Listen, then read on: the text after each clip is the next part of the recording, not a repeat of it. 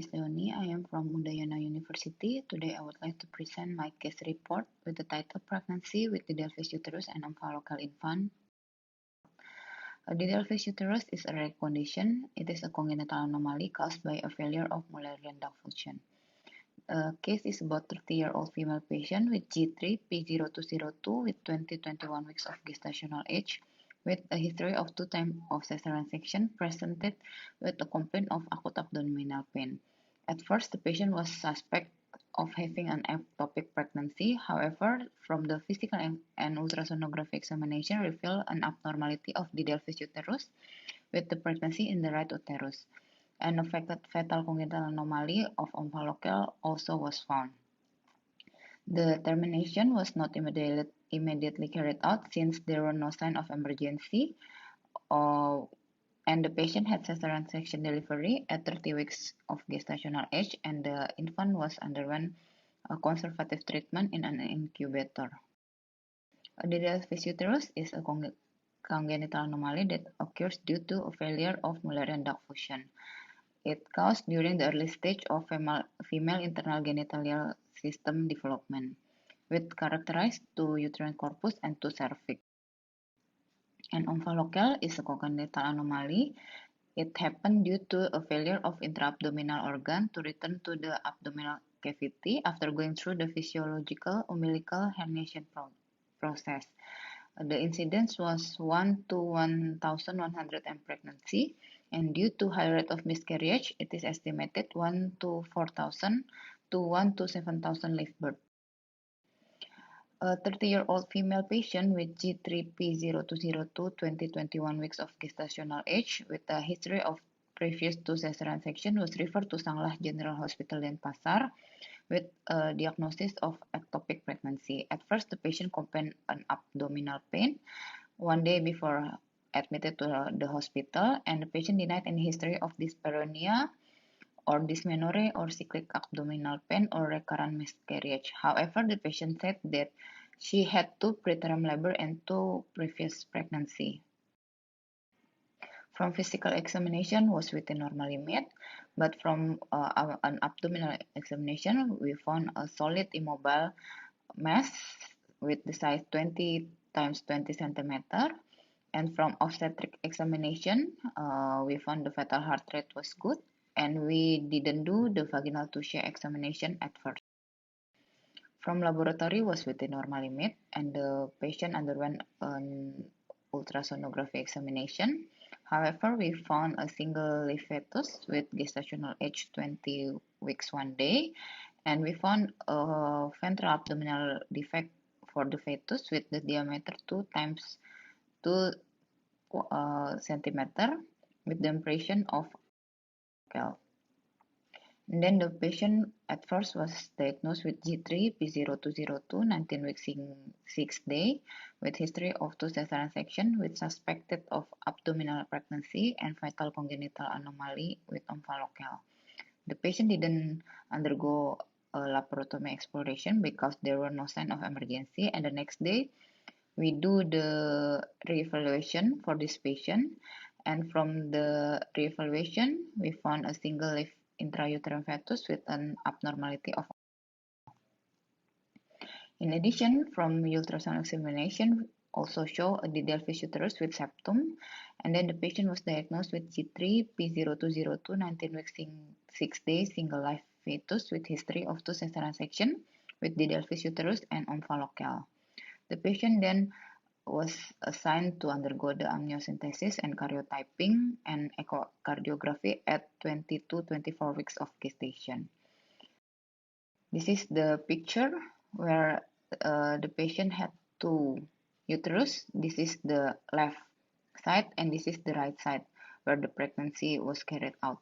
And for the baby, this is the ultrasound of the baby. This is the abdomen, and this is the wall defect, which is with the impression of omphalocal. And then the patient did the amniocentesis, and from amniocentesis, we found the normal chromosome of 46XY. And then the patient also underwent a fetal scanning. From the fetal scanning, there was no major abnormalities, and we only found an omphalocal for the baby. Then the patient was planned to do an elective cesarean section at 30 weeks of gestational age. But at 30 weeks of gestational age, the patient come back and she complained an abdominal pain with watery vaginal discharge from vital sign was within normal limit. And then we found from obstetric examination, we found a good uterine contraction, and we did the vaginal speculum examination. From speculum examination, we found a longitudinal vaginal septum with two cervix separated. This is the picture of the longitudinal vaginal septum, and this is inside this we found two cervix separated. Based on the vaginal touche examination, we found the 2 cm of vaginal opening and we found two palpable cervix separated with the longitudinal vaginal septum. From cardiotocography examination was normal, so we assessed this patient with G3, P0202, 36 weeks, 0 days, single life with history of 2 cesarean section, didelphys uterus, and fetal congenital anomaly with omphalocele first stage of labor. The patient then did the termination with cesarean section and bilateral tube. During the surgery, we found two uterine corpus that supported the diagnosis of didelphys uterus, where the pregnancy was occurred in the right uterus, and the male baby was delivered with the birth weight was 2,300 grams with Apgar score 5-6. And the patient then underwent hospitalization for 2 days after the surgery. This is the during operation. This is the right uterus where the pregnancy was carried out, and this is the left uterus, and this is the baby with omphalocele. The baby itself then was treated conservatively using incubator, but sadly the baby has passed away 1 month at 1 month of gestation due to sepsis. At first, we suspect this patient to having an ectopic pregnancy. However, from the examination, later we found the patient was pregnant with uterus didelphys and omphalocele infant. The diagnosis for didelphys uterus still face many obstacles, where the patient don't have any significant symptom, and it also hard to difficult the uterus didelphys from other Mullerian duct.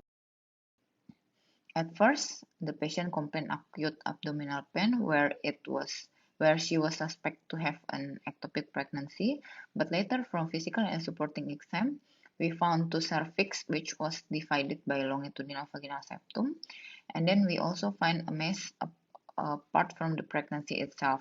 Then we have to determine at first whether the mass is intrauterine or not, or it is an abdominal pregnancy. Suspicion of pregnancy with subserous myoma or abdominal pregnancy higher in patients who complain an acute abdominal pain. This is due to the pressure of the mass to the surrounding organ, and it will cause an acute abdominal pain to the patient. And also our patient deny any complaint of dyspareunia, dysmenorrhea, or recurrent miscarriage. She said she had 2 previous pregnancy with 2 preterm labor. And from physical examination, at first we found a mass with 20 times 20 centimeter, which is supporting the diagnosis of pregnancy with subserous myoma. However, from further examination, we found 2 cervix which is separated by longitudinal vaginal septum and support the diagnosis of didelphys uterus. This discrepancy between the complaint of acute abdominal pain and the finding of 2 cervix on physical examination complicate the diagnosis of this patient. Therefore, we need another investigation to using ultrasound or MRI. MRI itself is a gold standard with higher accuracy compared to the ultrasound, where the ultrasound examination is generally performed for its ease of use, especially to assess the contour of external fundus. In this case, the only examination carried out was ultrasound without MRI, which reveal a pregnancy with left-sided mass. The examination then raised a question whether the pregnancy is a pregnancy with two uterus or a pregnancy with subserous myoma or abdominal pregnancy. However, from ultrasound examination result show a picture with intrauterine pregnancy where the fetus is bounded by the uterine wall, with the uterine wall separate the bladder and the fetus, accompanied with intrauterine placenta, and without any fetal body part adjacent to the intra-abdominal organ of the mother. This is indicate the patient is having an intrauterine pregnancy with uterine. This is the table. It consists the difference of didelphys uterus, subserous myome, and abdominal pregnancy. And then we need to manage the pregnancy itself with the uterus didelphys, where it include two things, the pregnancy itself and the didelphys uterus. The management of our patient considers several factors. Since the patient had a history of two cesarean section before and a fetus with omphalocele, and the presence of didelphys uterus. Didelphys uterus itself is not an absolute indication for cesarean section because a thin and elastic septum allow the patient to undergo a vaginal delivery. Meanwhile, the mode of delivery of the fetus with omphalocele itself still become a debate, where current recommendation suggests vaginal delivery in infant with small defect, which is not less than 5 cm, and cesarean section for infant with large defect with more than 5 cm. In our patient, the chosen mode delivery was cesarean section, considering that she had two previous cesarean sections before, with it may increase the incidence of uterine rupture during the vaginal delivery, and the size of omphalocele too was larger than 5 cm. And at the time of surgery, we found two uterine separated, and which is supporting the diagnosis of didelphys uterus. Operative management of the Mullerian duct anomaly is normally performed in patients with habitual miscarriage without any other cause. And to this patient, the treatment we did is only for the obstetric emergency to deliver the infant without reconstruction to the uterus. For omphalocele, it is a congenital anomaly. It is occurred due to the failure of intra-abdominal organ or midgut to return to the abdominal cavity after going through the physiological umbilical herniation process. The diagnosis can be made as early from 12 weeks of gestational age using the transvaginal ultrasound. And for this case, we found omphalocele at 19-20 weeks of gestation using the transabdominal ultrasound. And the management for omphalocele include operative and non-operative, where the non-operative method consists an administration of antibiotic, intravenous hydration, and visceral organ decompression to prevent the incidence of distension. And the main object of non-operative management is to return the visceral organ into the abdominal cavity, followed by closure of the skin and the fascia. To the patient, the method we choose is non-operative method. But the baby sadly has passed away at 1 month because due to sepsis. So the conclusion of this case is diagnosis of didelphys uterus in pregnancy is easier to make if the patient has checked herself during early pregnancy, and become more difficult if the patient had her antenatal examination in late pregnancy. The differential diagnosis of didelphys uterus in pregnancy include other uterine abnormalities like uterus bicornu or uterus septa, pregnancy with myoma, or abdominal pregnancy.